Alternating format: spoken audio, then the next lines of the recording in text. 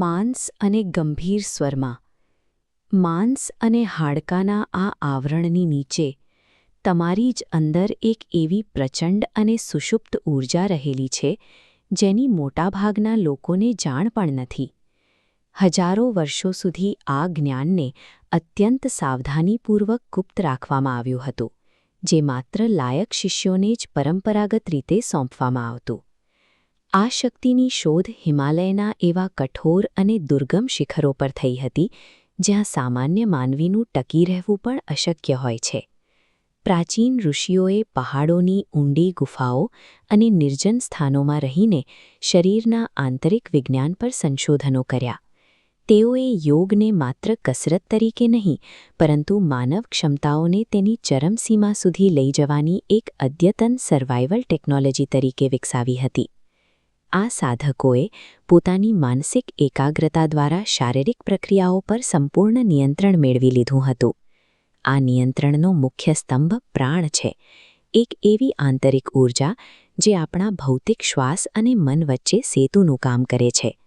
ચોક્કસ લયમાં થતી શ્વસન પ્રક્રિયા એટલે કે પ્રાણાયામ મગજના તરંગોને બદલી નાખે છે. તે મગજને શાંત અને સતર્ક અવસ્થામાં લઈ જાય છે.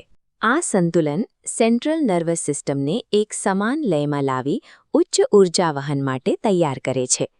આ રીતે તૈયાર થયેલું આંતરિક વાયરિંગ શરીરની સૌથી શક્તિશાળી ઊર્જાને જાગૃત કરવાનો આધાર બને છે.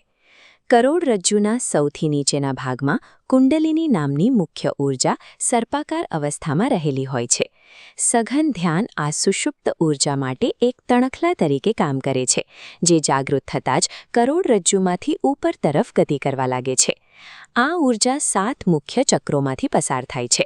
દરેક ચક્ર વિશિષ્ટ શક્તિ કેન્દ્ર છે, જે અંગો અને ભાવનાઓને નિયંત્રિત કરે છે.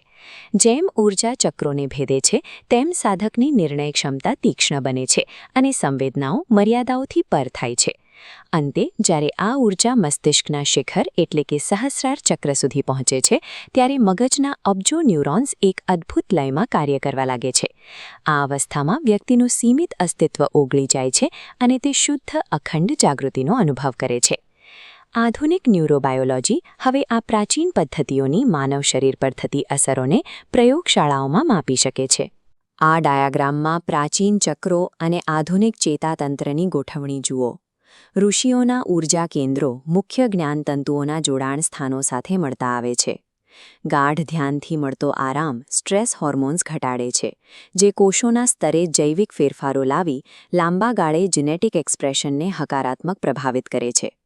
આજના અનિશ્ચિત અને માનસિક દબાણયુક્ત સમયમાં આંતરિક સંતુલન જાળવી રાખવા માટે આ પ્રાચીન વિજ્ઞાન પહેલાં કરતાં પણ વધુ પ્રસ્તુત બન્યું છે.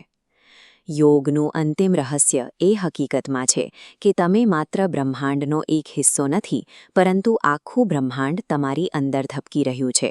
જરૂર છે માત્ર તેને જાગૃત કરવાની.